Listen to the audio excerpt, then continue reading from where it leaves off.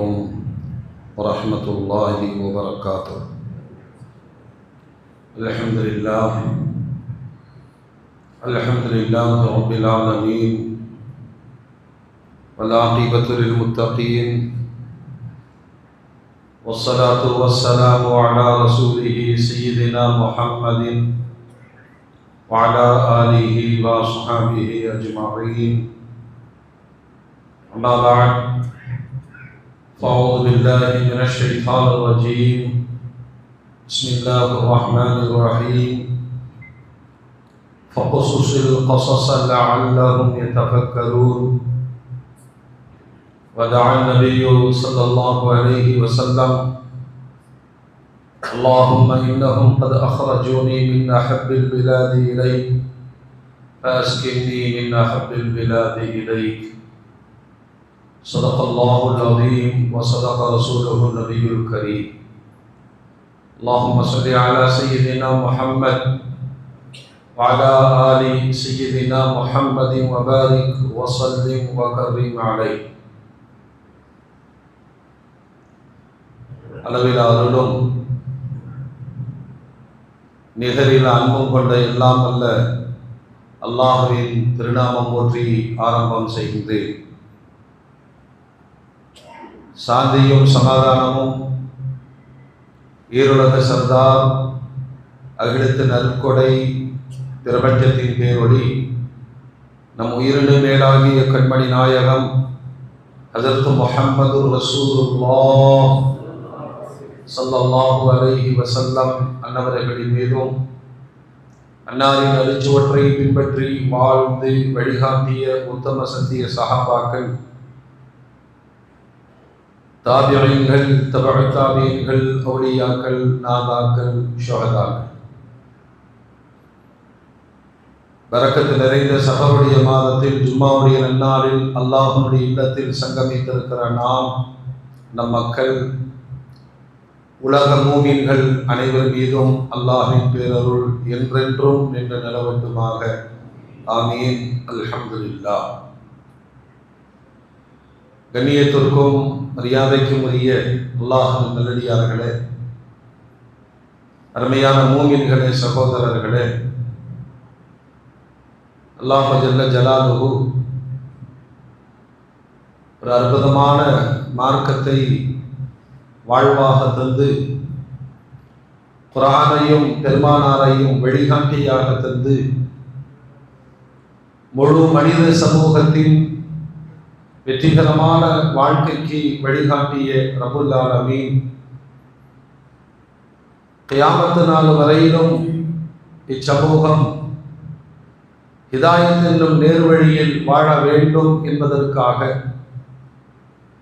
அல் குர்ஆனையும் பெருமானாரையும் நிரந்தர வேதமாக, நிரந்தர நபியாக அல்லாஹ் ஆக்கி தந்தான்.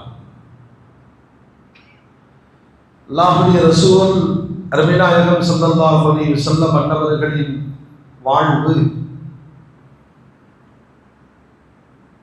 முழு மனித சமுதாயத்திற்கும், அவர்களுடைய வாழ்வின் எல்லா நிலைகளுக்கும், மனிதர்கள் சார்ந்திருக்கிற எல்லா துறைகளுக்கும் நிறைவான வழிகாட்டுதலாகும். தேசம் விடுதலை பெற்று 79வது சுதந்திர தினத்தை இன்று நாடு கொண்டாடி கொண்டிருக்கிறது. இந்த வேளையில் உலகத்தின் மிகச்சிறந்த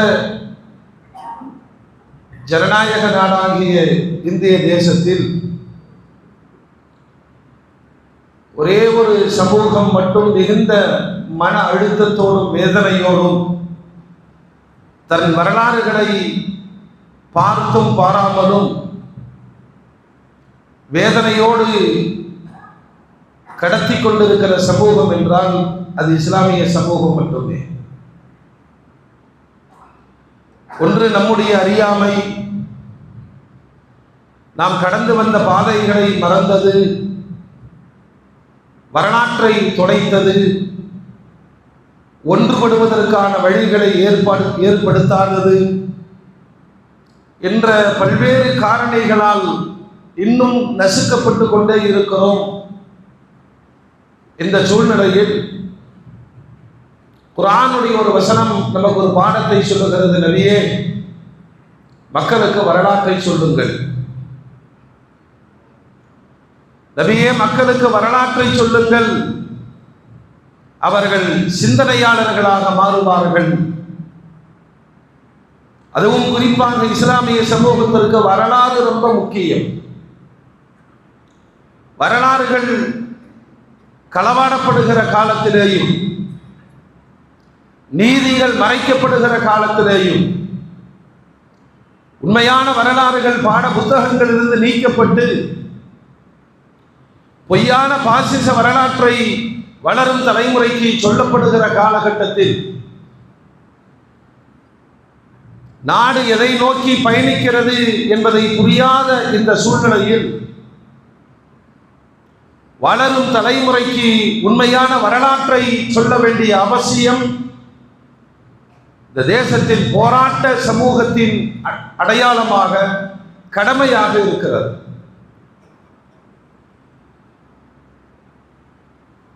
ஆதி மனிதர் ஆதம் அலைஹிஸ்ஸலாத்திற்கு பின்னால் இருந்து நாடு பிடிக்கிற வேலையை மனிதன் தொடங்கிவிட்டார். நபிகள் நாயகம் ஸல்லல்லாஹு அலைஹி வஸல்லம் அவர்களும் ஒரு சுதந்திர போராளியாகவே தன்னை அடையாளப்படுத்தினார்கள். ஆனால் பெருமானாருடைய போராட்டம் என்பது எந்த இடத்திலேயும் மண்ணுக்காக, பெண்ணுக்காக, பொண்ணுக்காக போராடினார்கள் என்ற சிறு குறிப்பு கூட கிடையாது. நாடு பிடிக்கிற எண்ணம் அறவே பெருமானாருக்கு இருந்திருக்கவில்லை. பெருமானார் தன்னுடைய 40வது வயதில் எடுத்து வைத்த போராட்டத்தின் கரு, நீங்கள் அல்லாஹ்விற்கு மட்டும் அடிமையாக இருங்கள், வேறு யாருக்கும் அடிமையாக இருக்காதீர்கள். சுதந்திரம் என்ற வார்த்தைக்கான உண்மையான அர்த்தத்தை நபிகள் நாயகம் ஸல்லல்லாஹு அலைஹி வஸல்லம் நிலைநாட்ட பாடுபட்டார். ஏதாவது ஒரு விதத்தில் மனிதன் யாருக்காவது அடிமைப்பட்டு வாழுதல் அவருடைய படைப்பின் நோக்கம் அல்ல. தான் உருவாக்கிய சட்ட திட்டங்கள் அனைத்திலேயும் பெருமானாருடைய முதன்மை பரிகாரம். குற்றவியல் சட்டத்தை இஸ்லாத்திலிருந்து எடுத்து பார்த்தால் குற்றம் செய்தவருக்கான முதல் பரிகாரம் குர்ஆன் சொல்லுகிறது, ஒரு அடிமையை உரிமை விடுங்கள். ஏராளமான குற்றவியல் சட்டங்களில் பரிகாரம், தண்டனைகள் என்பதில் முதன்மையானது அடிமையை உரிமை விடுங்கள். ஏறத்தாழ 23 ஆண்டுகளில் அடிமைத்தனத்தை பெருமானார் ஒழித்து கட்டினார்கள். வணக்க வழிபாடுகளின் வெளியாக எந்த குற்றங்களாக இருந்தாலும் சரி, கொலை குற்றமாக இருந்தாலும், திருட்டு குற்றமாக இருந்தாலும், சத்தியம் செய்து முறித்தாலும், வாக்குறுதிகளை மீறினாலும், நோட்டு வைத்து முறித்தாலும், இதற்கு பரிகாரம் கேட்கப்பட்ட பொழுதெல்லாம் அல்லாஹ்வுடைய ரசூல் சொன்ன வார்த்தை, அடிமைகளை உரிமை விடுங்கள். மனிதர்கள் சுதந்திரமானவர்களாக வாழ வேண்டும். அவனிடம் ஒரே ஒரு அடிமைத்தனம் இருக்க வேண்டும், ஈயாக்க நஅ்புது, அல்லாஹ் உன்னையே வணங்குவோம். அரபு வார்த்தைகளில் துணை வார்த்தைகளை இணைத்து சொல்வதும் முன்னால் சொல்வதும் நிறைய வேறுபாடுகள் இருக்கிறது. நஅ்புதுக, உன்னை வணங்குவோம். அதே வார்த்தையை திருப்பி அல்லாஹ் சொல்லுகிறான், ஈயாக்க நஅ்புது, உன்னை மட்டுமே வணங்குவோம். பெருமானார் உலகத்தில் எந்த அரசரும் யோசித்திராத அந்த அரச குணத்திற்கு நேர் எதிர்மறையாக பெருமானார் யோசித்தார்கள். மனிதன் அல்லாஹ்விற்கு மட்டுமே அடிமையாக இருக்க வேண்டும். மனிதர்கள் மனிதர்களை அடிமைப்படுத்த கூடாது. இதுல ஏகத்துவ கொள்கையோடு மனித சுதந்திரத்தையும் பெருமானார் பதிவு செய்தார். மற்றெல்லா வழிபாடுகளிலேயும் அடிமைத்தனம் வெளிப்படுவதை பார்க்க முடியும். ஒரு முஸ்லிமிடம், ஒரு மூமினிடம் அந்த ஒரு ஈமானிய தாக்கத்தில் அடிமைத்தனம் என்பது பொங்கி எழுந்து கேட்டுருவான், நான் உனக்கு அடிமையான்னு கேட்பான். இந்த வார்த்தை மூமின்களிடம் அதிகமாக வெளிப்படும். வார்த்து வார்த்து ஒரு சமூகத்தை பெருமானார் வளர்த்தெடுத்திருக்கிறார்கள். ஈயாக்க நஅபுது, உன்னை மட்டுமே வணங்குவோம். அதனாலதான் உலகத்தின் ஆக சுதந்திர பறவைகள் மூமின்கள். எந்த இடத்திலும் யாரிடத்திலும் கைகட்டி நிற்கவோ, கூடை கும்பிடு போடவோ, கூனி குறுகி நிற்கவோ ஒரு மூமினுடைய மனம் ஏற்றுக்கொள்ளாது. எவ்வளவு பெரிய டீலிங் பேசுறதா இருந்தாலும் சரி, தன் ஈமானிய சுயமரியாதையை ஒரு மூமின் ஒருபோதும் இழக்க மாட்டார். அதனாலதான் அந்த போராட்டத்தை பெருமானார் கையில் எடுத்த பொழுது அந்த சமூகம் அதை மறுத்தது. மனித ஏற்றத்தாழ்வுகளில் தானே அடிமைத்தனம் பிறக்கிறது. உயர் வர்க்கத்தினர்கள், தாழ்த்தப்பட்டவர்கள், பிற்படுத்தப்பட்டவர்கள், ஒடுக்கப்பட்டவர்கள், தீண்டத்தகாதவர்கள், இது அத்துணையும் ஒற்றை வார்த்தையில் பெருமானார் ஒழித்து கட்டி அல்லாஹ்விற்கு மட்டுமே அடிமை, எல்லோரும் சமமானவர்கள். இதை அந்த சமூகம் ஏற்றுக்கொள்ளாத பொழுது ஒரு கட்டத்தில் பெருமானாரை படுகொலை செய்வதற்கு முயற்சித்தார்கள். இரவில் காபாவிற்கு வந்த பெருமானார் அந்த கண்ணீர் மல்க ஒரு துஆவை வெளிப்படுத்தினார்கள். அல்லாஹும்ம இன்னஹும் கத் அக்ரஜூனி மின் அஹப்பில் பிலாதி இலை. யா அல்லாஹ், எனக்கு மிக பிரியமான சொந்த நாட்டிலிருந்து இவர்கள் என்னை வெளியேற்றுகிறார்கள். அடிமைத்தனத்தினுடைய யதார்த்த விளக்கத்தை பெருமானார் வைத்ததற்காக அந்த சமூகம் அவர்களை துரத்தியது. இந்த துஆல இன்னொரு வார்த்தையை சொன்னான், ஃபாஸ்கின்னி மின் அஹப்பில் பிலாதி இலை. உனக்கு பிடிச்ச ஊர்ல என்னை குடியேற்று. இந்த அடிமைத்தனம் எதுவும் இல்லாத சுதந்திர மதீனாவிற்கு பெருமானார் குடியேறினார்கள். இந்த பெருமானாருடைய தாக்கம் சஹாபாக்களிடம் இருந்தது. சஹாபாக்கள் சர்வதேச அளவில் பயணித்தார்கள். பெருமானார் மதீனாவில் இருக்கிற ஹிஜ்ரி 6ஆம் ஆண்டு சேரமான் பெருமாள் இஸ்லாத்தை ஏற்றுக்கொண்டு விட்டார். கேரளாவில் கடற்கரையோரமாக இஸ்லாம் வந்துவிட்டது.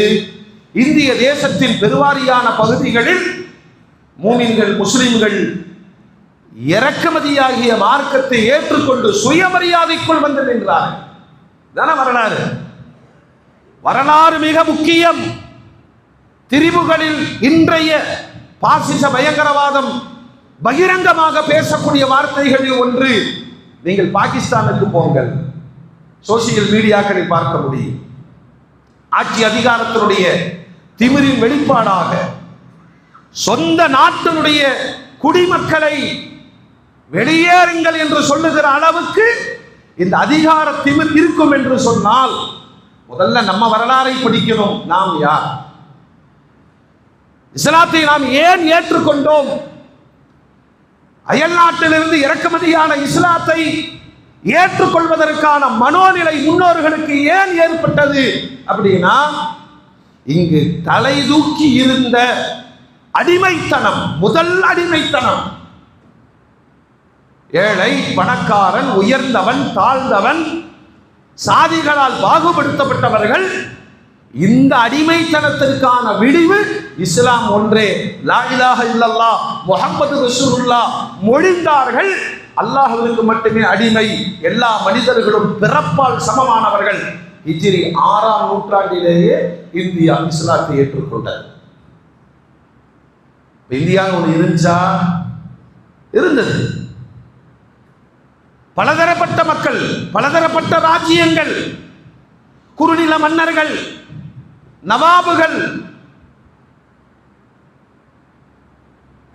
பலதரப்பட்ட மக்கள் வாழ்ந்த ஒரு தேசத்தில் இஸ்லாம் வந்து நின்ற பொழுது அதனுடைய சாதிய மறுப்பு, அதனுடைய தீண்டாமை மறுப்பு, அதனுடைய ஏற்றத்தாழ்வுகளை உடைத்தல், அதனுடைய ஓரிரை கொள்கை, இந்த மண் கவர்ந்தது. அல்லாஹ் நமக்கு ஈமான் இஸ்லாத்தினுடைய வாக்கியத்தை தந்தார். இந்த தேசம் இஸ்லாமிய தேசமாக மாறுவதற்கு அல்லாஹ் தௌஃபீக் செய்வானா? இவங்க ஒரு சதி செய்வாங்க இல்லையா? அல்லாஹ்வும் சதி செய்வான். அவருடைய சதி அற்புதமானது, அபாரமானது. ரொம்ப சிம்பிள், ரொம்ப சிம்பிள். இருக்கிறவன் தீண்டாமையை, ஏற்றத்தாழ்வுகளை மறுதளித்தால் அவர்கள் கலிமாவை முடிந்து விடுவார்கள். கலிமாவை முடிந்து விட்டால் இந்த மண்ணின் மன்னர்கள் மாறிவிட்டால் இந்த நாடு மாறிவிடும். அல்லாஹ் ஹிதாயத் தருவானாக. பெருமானாருடைய போராட்டமும் தன் சமுதாயத்திற்கு கற்றுத்தந்த போராட்டமும் நாடு பிடித்தல், மண், பெண், பொன் இவைகளை தாண்டி மனித சமூகம் படைத்த அல்லாஹ் ஒருவனுக்கே அடிமையாக இருக்க வேண்டும், யாரும் யாருக்கும் அடிமையாக இருக்கக்கூடாது. அதுலதான் அல்லாஹ்வுடைய ரசூல் சொன்னாங்க, நானே வந்தாலும் எந்திரிச்சு நிற்காதீங்கன்னு சொன்னாங்க. மரியாதை என்பது வேறு, எண்ணங்கள். ஏன் ஒருவருக்காக எழுந்து நிற்க வேண்டும்? நான் கொடுக்கிற மரியாதை அது வேற, அது கொடுக்கலாம், எழுந்து நிற்கலாம். ஆனால் என்னை பார்த்தால் நீங்கள் எழுந்து நிற்க வேண்டும் என்று ஆணையிடுவது, அதைத்தான் பெருமானார் தடுத்தார்கள். இதை விரும்புபவர்கள் யார்?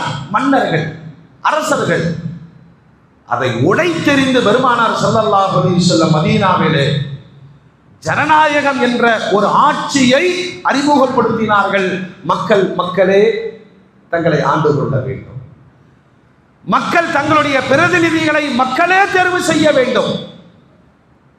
உலகத்திற்கு முன்னோடியாக ஒரு சுதந்திர ஆட்சியை தந்த பெருமானாரின் ராஜபாட்டையிலே இந்த நாடு கண்டிருந்த ஏற்றத்தாழ்வுகளால் நிறைய முரண்பாடுகள். விளைவு என்ன? நாடு பிடிக்கிற காலகட்டத்தில் போர்த்துகீசியர்கள் இந்தியாவிற்குள் நுழைந்தார்கள். முகலாயர்களும் படையெடுத்து வந்தார்கள். முகலாயர்களை, அவர்களுடைய ஆட்சியை, அவர்களுடைய வருகையை ஆதரிப்பதல்ல, அவர்கள் நாடு பிடிக்கக்கூடியவர்கள் வந்தார்கள். பாபரில் தொடங்கி பகதூர் ஷா வரையிலும் 800 ஆண்டுகள் இந்த தேசத்தை அவர்கள் ஆண்டிருக்கிறார்கள். இதே அளவு மண் அல்லது இதைவிட பிரம்மாண்டமான தேசம் அல்லது குறுகிய நாடு இந்தியாங்கிறது சுதந்திரத்திற்கு பிறகு கட்டமைக்கப்பட்டது. அதற்கு முன்னாடி விரிவான ஒரு தேசம் உள்ளுக்குள் இருந்தது. ஆப்கானிஸ்தான், பர்மா, பங்களாதேஷ், பாகிஸ்தான், நிறைய எல்லைகளை உள்ளடக்கிய ஒரு அகண்ட பாரதமாக இருந்தது. இந்த முகலாயர்கள் பரவலாக ஆட்சியை மேற்கொண்டார்கள். ஆனால் 800 ஆண்டு கால ஆட்சியிலே அவர்களுடைய வரலாற்று குறிப்புகளில் எங்காவது மத மோதல்கள் நடந்திருக்கிறதா என்று சொன்னால், இந்த முகல் சாம்ராஜ்யம் நடத்தியவர்களின் எண்ணம் என்னன்னு தெரியாது. நல்லவர்களும் இருந்திருக்கிறார்கள், கெட்டவர்களும் இருந்திருக்கிறார்கள். நாம் நல்லவர்கள் என்று சொல்பவர்களை பயங்கரவாதி என்று பாசிசம் சொல்லும். நாம் கெட்டவர் என்று சொல்லுகிற அக்பரை அவர்கள் ஏற்றுக்கொள்வார்கள். வரலாற்று திரிவுகள் இது. ஆனால் 800 ஆண்டு காலத்தில் இந்த நாட்டு மக்களுக்கு இந்த நாடு சொந்தம் என்ற சுதந்திர வார்த்தை வேட்கை எழவில்லை. ஆங்கிலேயர்கள் வாணிபத்திற்கு வருகிறார். 200 ஆண்டு கால ஆட்சி, வியாபாரத்திற்கு வந்தவர்கள். அப்படி வருகிற பொழுது இவர்களை வங்காளத்து சிங்கம் என்று போற்றப்பட்ட சிராஜுத்தௌலா சிற்றரசர், முதல்ல அவர் தான் ஆங்கிலேயர்களை எதிர்க்கிறார். இந்த நாட்டில் ஆங்கிலேயர்கள் ஆட்சிக்கு வரக்கூடாது, அவர்கள் சூழ்ச்சிகளால் ஆட்சியை பிடிக்க இருக்கிறார்கள், எச்சரிக்கை கொடுத்தார். இந்திய சுதந்திர வரலாற்றில் ஆங்கிலேயர்களுக்கு எதிராக முதல் குரல் கொடுத்தவர் சிராஜுத்தௌலா என்று வரலாறு தொடங்குகிறது. அதுக்கு முன்னாடி 1700களில் மைசூர் வேங்கை என்று போற்றப்பட்ட திப்பு சுல்தான் ரஹ்மத்துல்லாஹி அலைஹி,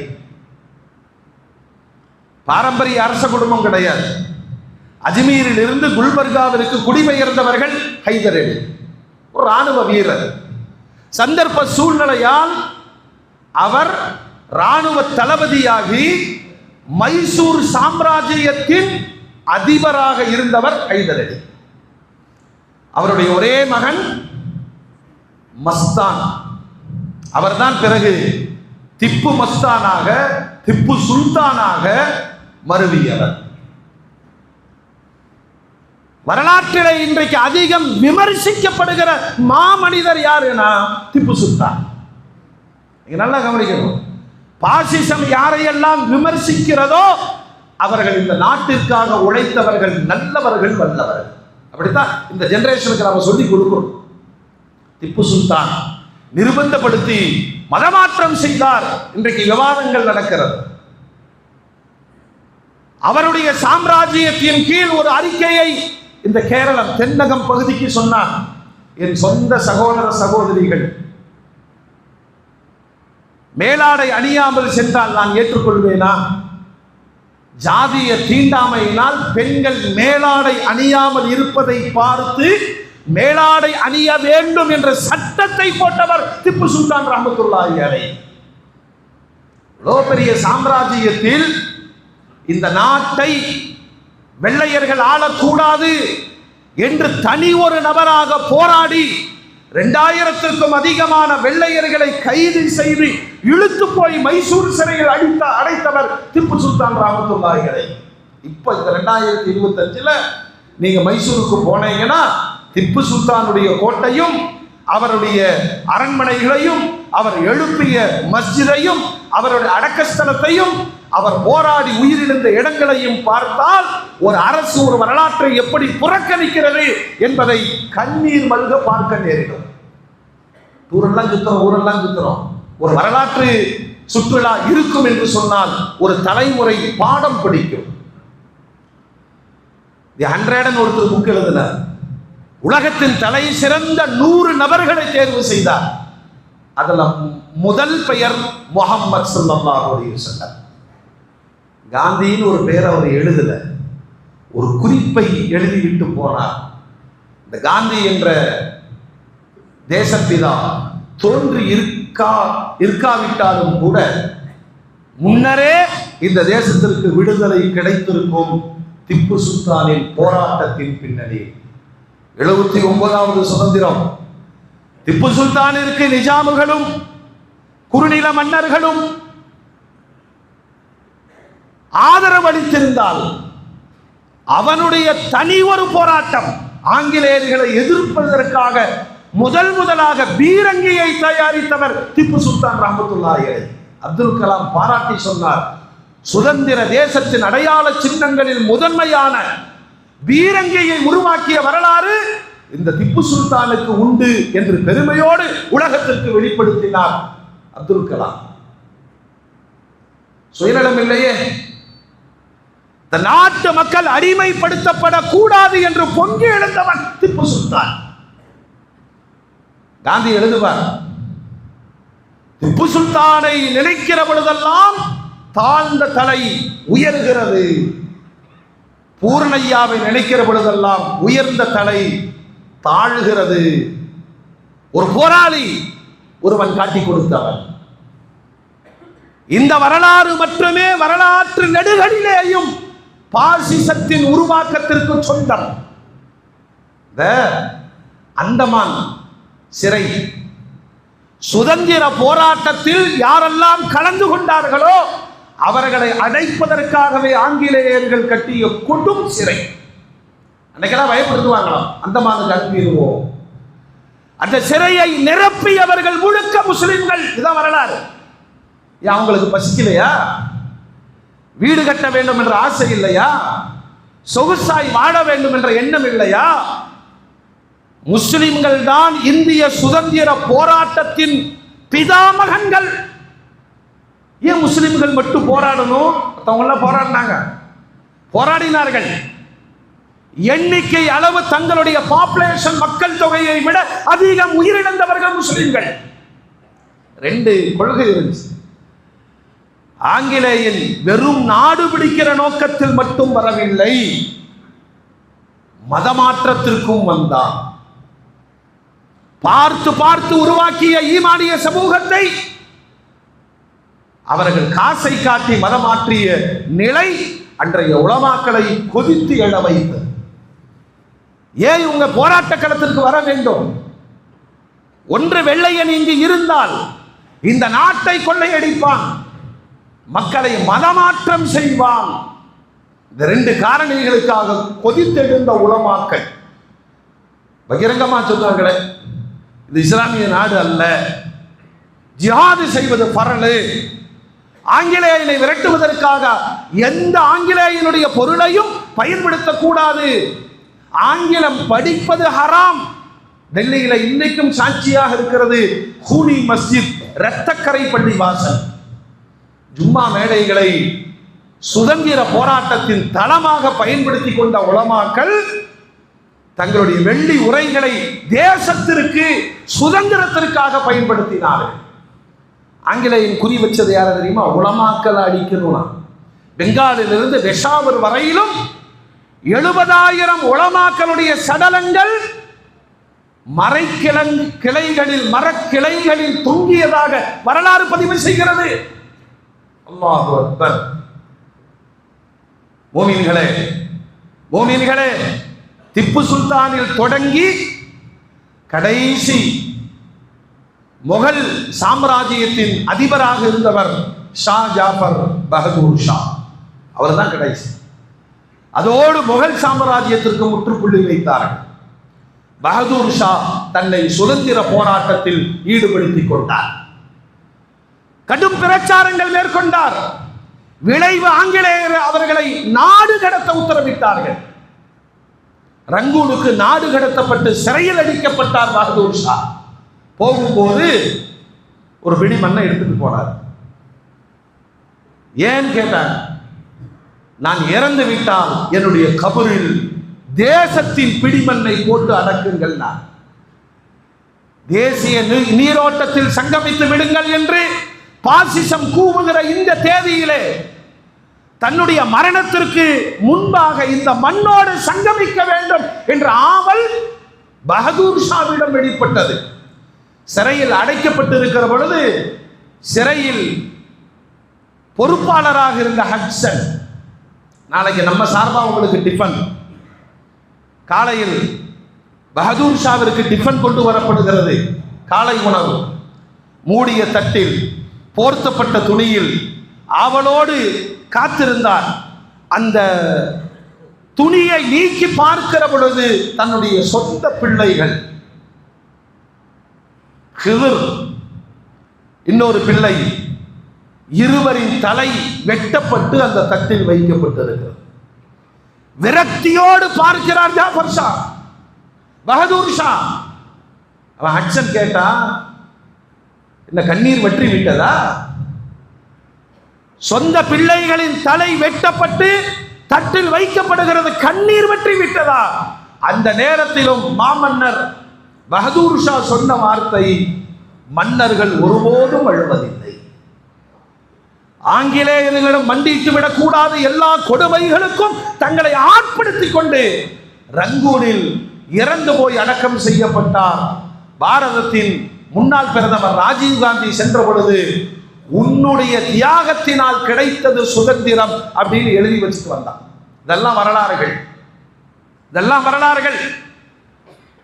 இந்திய தேசிய ராணுவம் என்று உருவாக்கிய நேதாஜி சுபாஷ் சந்திர போஸ் ரங்கூனுக்கு சென்ற பொழுது மாமன்னர் பகதூர் ஷாவின் கபரின் மண்ணை எடுத்து தனக்கு மக்கள் வழங்கிய தங்க வாளில் மண்ணை இட்டு சொன்னான், தேசத்திற்காக உழைக்கிற போராட்டம் மிக்கவர்கள் இந்த மகானை பாடமாக வைக்க வேண்டும். இங்கிருந்து நான் சொல்லுகிறேன், இந்த சுதந்திர போராட்டம் ஒரு நாள் லண்டனின் வாசலை தட்டும் என்று சபதம் எடுத்தார் நேதாஜி. காந்தி ஆகட்டும், நேதாஜி ஆகட்டும், கட்டபொம்மன் ஆகட்டும், சுதந்திர போராட்டத்தின் அடையாளங்களாக இன்றைய பாடநூல்கள் யாரையெல்லாம் முன்வைக்கிறதோ அவர்களுக்கு முன்னாலும் பின்னாலும் பாதுகாப்பவராக இருந்தவர்கள் முஸ்லிம்கள். காந்தியினுடைய வரலாறு, வக்கீலுக்கு படிச்சுட்டு தென்னாப்பிரிக்காவுக்கு போனார். அங்க இன போராட்டம் நடந்தது, அங்கும் பங்கெடுத்தார்.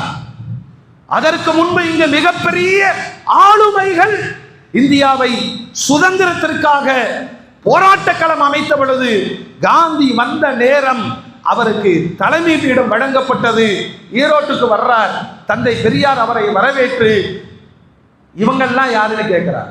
காந்தியோடு 2 உலமாக்கள் வந்திருந்தார்கள், அலி சகோதரர்கள், மௌலானா முஹம்மது அலி ஜௌஹர், மௌலானா ஷவுகத் அலி கௌஹர். ரொம்ப எளிமையா சொன்னார், இந்திய தேசம் இந்த காந்திக்குள் அடக்கம், காந்தி அலி சகோதரருக்குள் அடக்கம். காந்தியின் வரலாற்றை அலி சகோதரர்களை தவிர்த்து விட்டு எழுதவே முடியாது. அவரை கோட்சே கொன்றொழிக்கிற பொழுது அந்த விஷம், அந்த பாசிசத்தினுடைய விஷம், சதி, கையில இஸ்மாயில் என்று பச்சை குத்தி கொண்டு காந்தியை சுற்று கொண்டான். ஒரே ஒரு காரணம் தான், சுத்தியிலும் பாய்மார்கள் இருக்கிறார். முஸ்லிம்கள் இல்லாத சுதந்திரத்தை இங்கு ஏற்படுத்த முடியாது என்பதை பாசிசம் என்று உணர்ந்தது. பாருங்க, இஸ்லாம்பூர் பேரமாற்றம், இந்த ஜனநாயக நாடு தானே, சொல்லுங்க, சட்டத்தின் ஆட்சி தானே நடக்கிறது. அல்லாஹ் அக்பர். அந்தமான் சிறைக்கு வீர சாவர்கரின் பெயரை இன்று சூட்டுகிறார்கள். வரலாற்றிலே எந்த இடத்திலும் எழுதப்படாத ஒரு பெயர். முஸ்லிம்கள் வரலாறு மறைக்கப்படுவதையும் கூட உணராமல் தன் சொந்த தேசத்தின் விடுதலை சுதந்திரத்தின் வரலாறுகளை திரிவு செய்ததைத்தான் நமது பிள்ளைகள் படிக்கிறார்கள் என்பதை கவலையோடு புரிய வேண்டிய கட்டம் இது. இந்த மௌலானா முஹம்மது அலி புனிதமான ஹஜ் யாத்திரையின் போது காபத்துல்லாவின் திரையை பற்றி பிடித்து அழுதார், யா அல்லாஹ், யா அல்லாஹ், என் நாட்டிற்கு சுதந்திரம் கொடு. நம்மளும் இங்க ஹஜ் உம்ராவுக்கு போறவங்க எல்லாம் சொல்லுவோம், காபால போய் துவா செய்யுங்க. அவர் என்ன செய்வார் தெரியுமா? யா அல்லாஹ் 100 வயசு வரைக்கும் வாழ வை, சொந்த வீடு வேணும், காரு வேணும். மௌலானா முஹம்மது அலி காபாவின் திரையை பிடித்து கொண்டு அழுத வார்த்தை, என் நாட்டிற்கு சுதந்திரம் கொடு. அது இஸ்லாத்திற்கு வளமான வாழ்வை கொடுங்க. ஆலிம் அல்லவா, ஆலிம் அல்லவா. காபாவில் கேட்ட 2 வார்த்தைகள், நாடு சுதந்திரம் பெற வேண்டும், இஸ்லாம் அதில் தலை தோங்க வேண்டும்.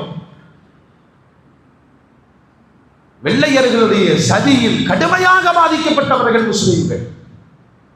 பல்லாயிரக்கணக்கான மஸ்ஜிதுகள் தரைமட்டமாக்கப்பட்டது, குர்ஆன் எரிக்கப்பட்டது, குர்ஆன் எரிக்கப்பட்டது. பாசிசம் செய்யறதெல்லாம் புதுசல்ல. ஆங்கிலேயர்கள் எதை விழைத்தார்களோ அதில் தொடராகவே முஸ்லிம்களை அழிப்பதற்கு இந்த கணக்கின்படி 400 ஆண்டுகளாய் இந்திய தேசத்து முஸ்லிம்கள் குரோதம் காட்டப்படுகிறார். ஜாலியன் வாலாபாக் அப்படின்னு ஒரு படுகொலையை குறித்து நீங்கள் சோசியல் மீடியாவில் தேடி பார்த்தீங்களா? அமிர்தரஸ் பகுதியில் ஜாலியன் வாலாபாக் படுகொலை நடந்தது. 10 நிமிடத்தில் ஆயிரக்கணக்கானவர்கள் இறந்து போனார்கள், 2000 பேர்கள் காயமடைந்தார்கள், முடித்து விடுவார்கள். ஆனால் அதில் கொல்லப்பட்டவர்கள் அத்தனை பேர்களும் முஸ்லிம். ஆங்கிலேயர்கள் கொண்டு வந்த ரவுலத் சட்டம், ஆங்கிலேயர் எப்படி அடிமைப்படுத்தினான் தெரியுமா? என்னை கேட்காம ரோட்ல நடக்கக்கூடாது, என்னை கேட்காமல் அறுவடை செய்யக்கூடாது, என்னை கேட்காமல் பிரயாணம் செய்யக்கூடாது, ஒவ்வொரு முறையும் துரைகளிடம் அனுமதி பெற்றே எல்லாவற்றையும் செய்ய வேண்டும். இதற்குத்தான் முஸ்லிம்கள் கொதித்தெழுந்தார்கள். ஏன்னா அவங்களுடைய ஈமான் என்ன அப்படின்னா, அல்லாஹ்வை தவிர யாருக்கும் அடிபணிய மாட்டோங்கிற அந்த எண்ணம் தான் சுதந்திர வேட்கையை அவர்களுக்கு தூண்டியது. வடநாட்டில் இருந்த உலமாக்கள் தங்களை பக்கீர் சாக்களாக மாற்றிக்கொண்டார்கள். நம்ம சின்ன வயசுல பார்த்த பக்கீர் சான்னு ஒன்று இருக்கா இல்லையா? ஒரு கொட்டை எடுத்துட்டு சகர் நேரத்தில் எழுப்புவார்கள். நாம நினைச்ச யாசகர்கள் என்று. இந்த பக்கீர் சாக்கருடைய வரலாறு என்னன்னா, தங்கள் கோலங்களை மாற்றிக்கொண்டு கொட்டடித்து வீடு வீடாக தேச விடுதலைக்கான சுதந்திர அழைப்பை தந்தவர்கள்.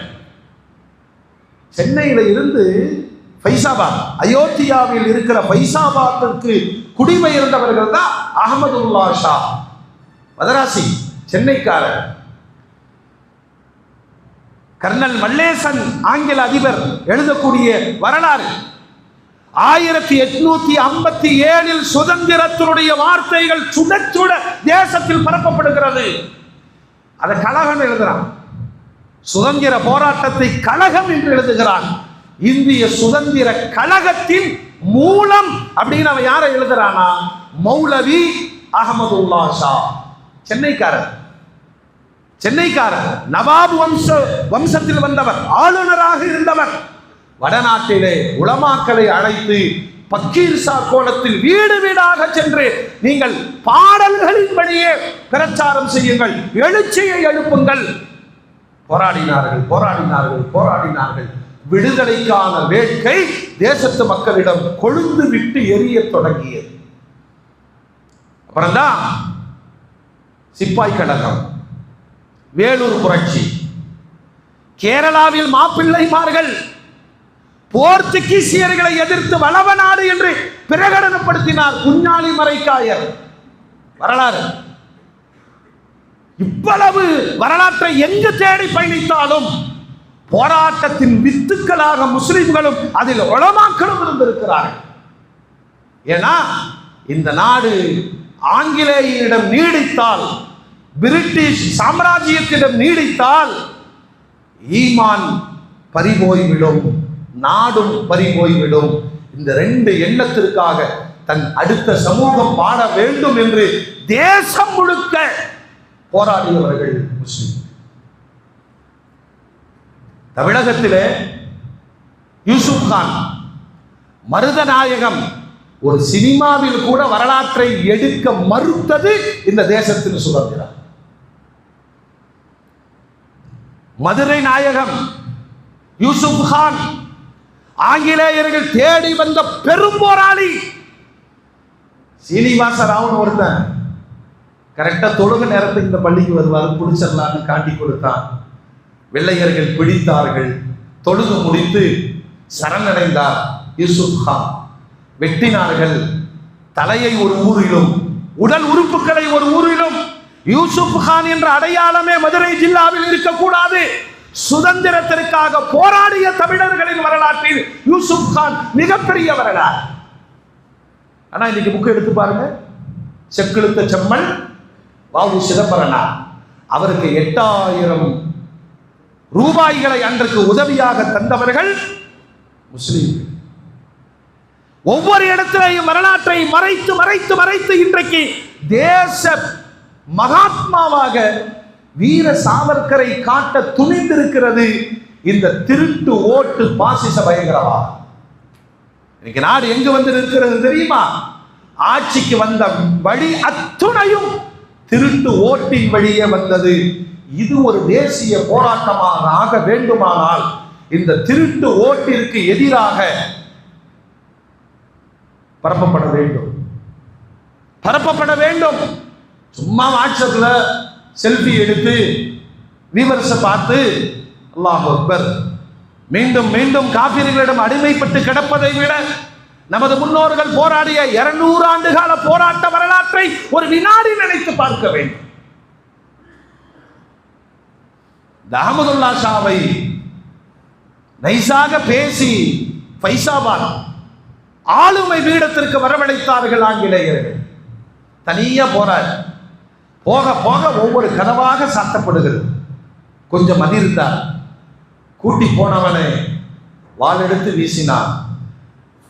அஹமதுல்லா ஷா என்ற மௌலவியினுடைய தலை ஃபைசாபாத் நகரத்தின் மைய பகுதியிலே வாளால் குத்தி நட்டு வைக்கப்பட்டு நாட்டு மக்களுக்கு காட்சிக்கு காட்டப்பட்டது.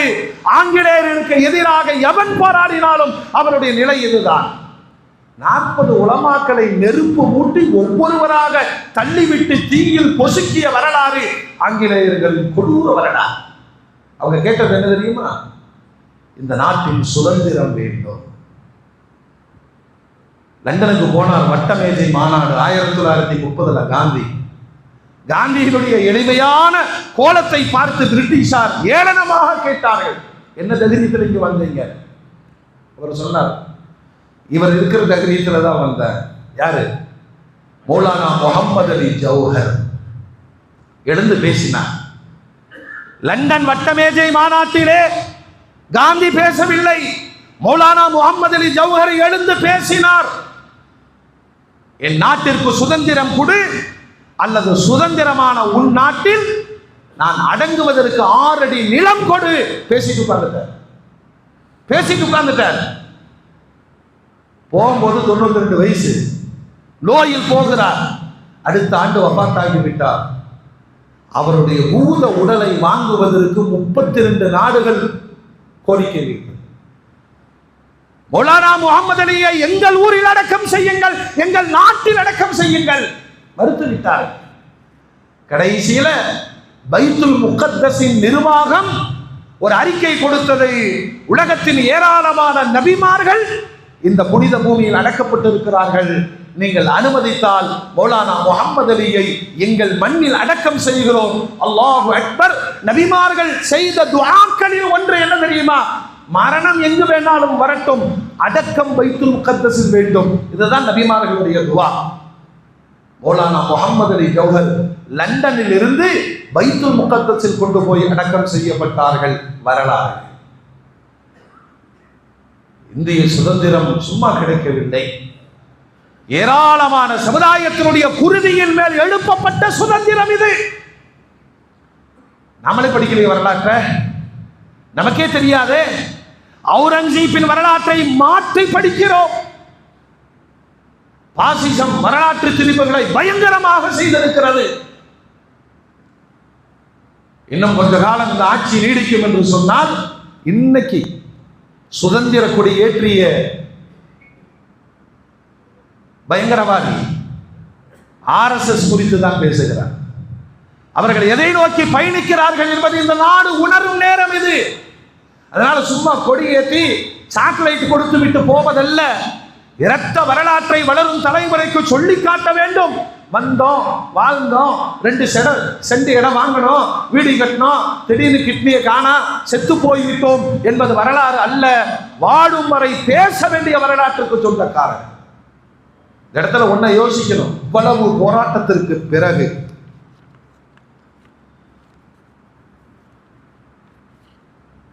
வேலூர் அல் பாக்கியாத்து சாலிஹா நிறைய போராட்டம் நடக்குது. கேரள மாப்பிள்ளைமார்களுடைய உச்சபட்சமான போராட்டத்தை தாக்கு பிடிக்க முடியாத ஆங்கிலேய போலீஸ் காவல் தோற்று போனது. அவன் முஸ்லிம்களை அடக்கிறதுக்காக மலபார் போலீஸ்னு ஒரு ராணுவத்தை உருவாக்கினான். இப்ப இந்த பேரை சொன்னா சினிமாங்குவாங்க. தலைமுறை மாற்றத்தை பாருங்கள். மலபார் போலீஸ் ஆங்கிலேயர்கள் உருவாக்கினார். என்ன செஞ்சா தெரியுமா? அதுல வீரர்களாக நிறைய இந்து சகோதரர்களை சேர்த்தார். மாப்ளாஸ் முஸ்லிம்களோடு போராட்டம் நடந்தது. போலீஸ் தோற்றது. ஆங்கிலேயன் பிரச்சாரம் செய்தான். இந்துக்களை முஸ்லிம்கள் கொண்டு விட்டார்கள். இந்த துவம்சம் எங்கே தொடங்கியது புரியுதா? இந்த சூழ்ச்சி எங்கே? பிறகு மீண்டும் இந்துக்களை திரட்டி முஸ்லிம்களுக்கு எதிராக கிளப்பிய போதுதான் 10,000 மாப்ளாசுகள் ஒரே நேரத்தில் கொல்லப்பட்டார்கள். சிலர்கள் ரயிலில் அடைக்கப்பட்டு, நாம் வாடுகிற கோவை போத்தனூர் ரயில் நிலையத்திலே அந்த பெட்டிகள் திறக்கப்பட்ட போது சடலமாக விழுந்தார்கள். போராட்ட கழகத்தின் முதன்மையானவர் பூமார்கட் ஈத்கா கபிரிஸ்தானில் அடக்கப்பட்டிருக்கிறார்கள். ஆலி முஸ்லியார் ரஹ்மத்துல்லாஹி அலைஹி. ரொம்ப நாளா கோவை முஸ்லிம்கள் ஒரு கோரிக்கை வைக்கிறார்கள். இந்த டெல்லி கேட் இருக்கு இல்லையா, டெல்லி கேட் சுதந்திர போராட்டம், முன்னாள் முதலாம் உலக போரில் உயிர் நீத்த போராளிகள் 95,000 சில்லறை, அதில் 65,000 சில்லறை முஸ்லிம்கள். இந்த நினைவு சின்னம் போல் சுதந்திர போராட்டத்தின் மாப்ளாசுகள், அவர்களுக்காக ஒரு நினைவு தூண் வேணும் போத்தனூர் ரயில் நிலையத்தில். அதற்கு மதிப்பளிக்கிற ஆட்சியோ அரசாங்கமோ இந்த மண்ணில் கிடையாது. முடியுமா? வேலூர் புரட்சி நடக்கிற பொழுது தமிழகத்தின் தாய் கல்லூரி பாக்கியாத்து சாலிஹா உருவாக்கியவர்கள் அலா ஹஜ்ரத் அப்துல் வஹாப் ரஹ்மத்துல்லாஹி அலைஹி போய் கேட்டாங்க, எல்லாரும் சுதந்திரத்துக்கு போராடிட்டு இருக்கிறாங்க, நீங்களும் ஒரு ஹஜ்ரத்து தானே, ஏன் நீங்க போகாம ஓதி கொடுத்துட்டு இருக்கிறீங்க? அப்பொழுதுதான் அலா ஹஜ்ரத் சொன்னார்கள், இருக்கட்டும், நல்லதான், போராடுபவர்கள் போராடட்டும், எனக்கு அதில் உடன்பாடு இல்லைன்னா. நல்லா கவனிக்க வேண்டிய வரலாறு. ஏன் உங்களுக்கு உடன்பாடு இல்லை? ஆமா, கொஞ்சம் சொல்லுங்கள். போராடி சுதந்திரம் கிடைத்தால் ஆட்சி யாருக்கு வரும்? பெரும்பான்மை சமூகம் உங்களுக்கு தான் வரும். உங்களுடைய நிலை என்ன? 1000 ஆண்டு ஆளப்பட்டிருக்கிறீர்களே தவிர ஆண்டதாக வரலாறு கிடையாது. 1000 ஆண்டு ஆளப்பட்டிருக்கிறீர்களே தவிர ஆண்டதாக வரலாறு கிடையாது. ஆட்சியை கற்றுக்கொள்ளவே பல 100 ஆண்டுகள் ஆகும். வெட்டி வேலைக்கு நான் நிக்கல. நாங்க 79வது சுதந்திர தினத்திலும் இந்த நாட்டின் ஆட்சி கற்றுக்கொண்டிருக்கிறதே தவிர அது நிலையான ஆட்சியை தர முடியவில்லை. இது ஒரு இந்தியாவிற்கு சுதந்திரம் கொடுத்து விடலாம். பிரிட்டிஷ் பாராளுமன்றம் கூடுகிறது, விவாதங்கள் நடக்கிறது. 87 நாடுகளை அடிமைப்படுத்தி வைத்திருந்ததில் முதல் சுதந்திரம் இந்தியாவிற்கு தான். அந்த அளவு முஸ்லிம்களுடைய போராட்டத்தின் தாக்கம் ஆங்கிலேயர்களை தடுமாற்றத்தை ஏற்படுத்தி கொடுத்துடலாம். அப்பதான் இங்கிலாந்து பாராளுமன்றத்தினுடைய எதிர்கட்சி தலைவர் சர்ச்சில் அவர் இழந்து கேட்டார், சுதந்திரம் கொடுங்க. வேண்டாம்னு சொல்லல, யார்கிட்ட கொடுக்க போறீங்கிறது யோசிச்சு. உலக பிரசித்தி பெற்ற வரலாறு. சர்ச்சில் பேசினார், சுதந்திரம் கொடுங்கள். யாரிடம் கொடுப்பீர்கள்? அந்த நாட்டு மக்கள் தெருச்சண்டை போடக்கூடியவர்கள். நம்மளை பத்தி தான் தெருச்சண்டை போடக்கூடியவர்கள், ஓயாமல் ஊழல் செய்வார்கள். மக்கள் சுவாசிக்கிற காற்றுக்கு கூட வரி விதித்து விடுவான். சர்ச்சில் எப்ப பேசுறேன்? 47ல் 2022 ஜிஎஸ்டி வரி கட்டக்கூடியவன் எல்லாம் எப்படி கண்ணை கட்டி கொண்டு வாழ்வதா சாவதா? மக்களின் மீது சுவாசிக்கிற காற்றுக்கு கூட வரி விதித்து விடுவார்கள். சர்ச்சில் சொன்னது அப்படியே நடக்கிறது. வெள்ளையர்களிடமிருந்து போராடி கொள்ளையர்களிடம் நாடு போனது. கொள்ளையர்களிடம் இருந்து பாசிச பயங்கரவாதம் பறித்தது. அந்த பறித்தது இன்றைய தேதியில் வெளிவந்திருக்கிறது. திருட்டு பாஜக. அதுதான் உண்மை. ராகுலுக்கு உயிரிழந்த அச்சுறுத்தல் ஏற்பட்டிருக்கிறது என தேசத்தை கலக்கி போடுகிற மிகப்பெரிய குற்றச்செயல். அதுல தேர்தல் கமிஷன் பேசுது, நாங்க வச்சிருக்கிற டாக்குமெண்ட்டை படிக்கிறக்கே 3600 வருஷம் வேணும். அப்படின்னா நீ ரெடி பண்றதுக்கு என்ன 3600 வருஷம் ஆச்சா?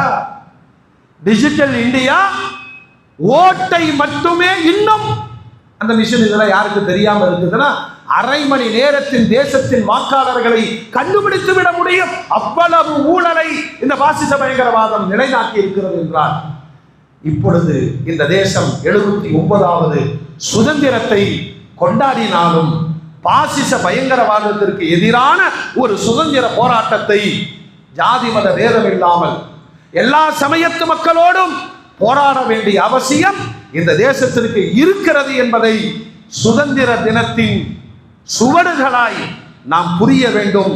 அடுத்த தலைமுறைக்கு கொஞ்சம் கொஞ்சமாய் சுதந்திர வரலாற்றையாவது அவர்களுடைய மனங்களில் பதித்து மண்ணின் மன்னர்களாய் மண்ணின் மைந்தர்களாய் நமது முன்னோர்கள் நாம் வாழ்வதற்காக வேண்டி இந்த நாட்டின் சுதந்திரத்திற்கு போராடினார்கள், உயிர் நீத்தார்கள், பெரும் பொருளாதாரத்தை இழந்தார்கள், நாட்டை இழந்தார்கள். அல்லாமா காயிதே மில்லத் ரஹ்மத்துல்லாஹி அலைஹி இந்த கடைசி செய்தி என்னன்னா, சுதந்திரம் கொடுத்துடலாம் அப்படின்னு முடிவு பண்ணிட்டு இந்திய தலைவர்களை ஆங்கிலேயர்கள் அழைத்தார்கள். வாங்க, நாங்க சுதந்திரம் தர்றோம், மக்களின் பிரதிநிதிகளாய் நீங்க வாங்க அப்படின்னு அழைக்கும் பொழுது காங்கிரஸ் சார்பில் ஒருவர் பாருங்கள். அன்னைக்கு இருந்த ஒரே கட்சி சொல்லுங்க, அந்த காங்கிரஸை உருவாக்கியவர்களும் முஸ்லிம்கள். இரண்டாவது இஸ்லாமியர்கள் சார்பில் ஏன் ஆங்கிலேயன் அழைத்தான்? இவங்க தான் போராளிகள். மூன்றாவது 542 சமஸ்தானங்களின் சார்பாக ஒருவர். இப்படி கூப்பிட்டு நம்ம யோசிக்கிறோம், யார் யாரையும் கூப்பிட்டுருப்பாங்க. हिंदुस्तान पढ़ना रहे अल्लामा इकबाल सारे जहां से अच्छा हिंदुस्तान हमारा. ஆங்கிலேயர்கள் அழைத்ததின்படி காங்கிரசின் சார்பாக சுதந்திரத்தை பெறுவதற்கு போனவர் மௌலானா அபுல் கலாம் ஆசாத். இந்தியாவின் முதல் சொல்லுங்க கல்வி அமைச்சர். இஸ்லாமியர்களின் சார்பாக போனவர் மௌலானா முகமது அலி ஜின்னா. முதல்ல நாமளே இந்த மௌலானாங்கிறதுக்கு மரியாதை கொடுக்கணும். முசாபிரா நடத்துறதுனால தான் சமுதாயத்துக்கு எல்லாம் தொடர்ந்து அடிக்கிறான்.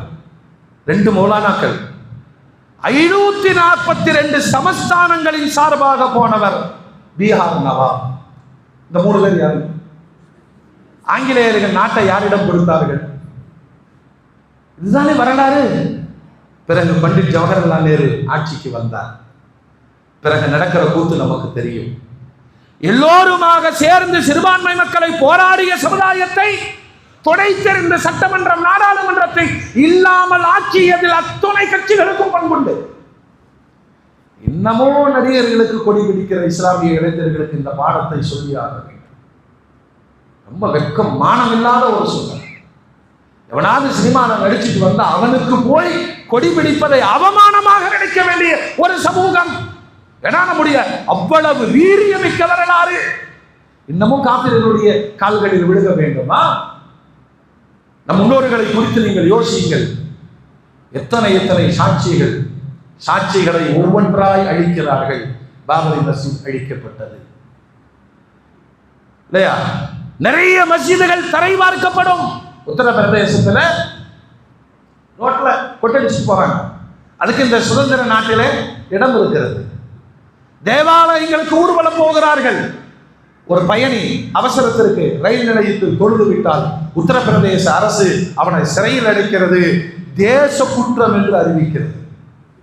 எவ்வளவு பயங்கரமான பாசிச பயங்கரவாதத்தை நாம் எதிர்கொண்டிருக்கிறோம் என்ற சீரியஸாவது இல்லை என்றால், இதே சட்டம் நாடு கடத்துவதற்கு தயாராகிவிட்டால் அப்ப சுதந்திரத்திற்காக போராடுவது பயனில் இல்லாததாக போய்விடும். இருக்கிற இடத்தை தக்க வைப்பதாவது நமது தலைமுறைக்கு பாடம் சொல்லித்தர வேண்டும். வல்ல ரப்புல் ஆலமீன் ஈமானிய வேட்கையோடு தேசத்தின் மீது அபரிமிதமான பற்றுதலை வளரும் தலைமுறைக்கு காட்டுகிற நன்மக்களாக வாழுகிற தௌஃபீகை அல்லாஹ் நசீபாக்கி தருவானாக. வாஹிர் தஅவானா அனில் ஹம்துலில்லாஹி ரப்பில் ஆலமீன்.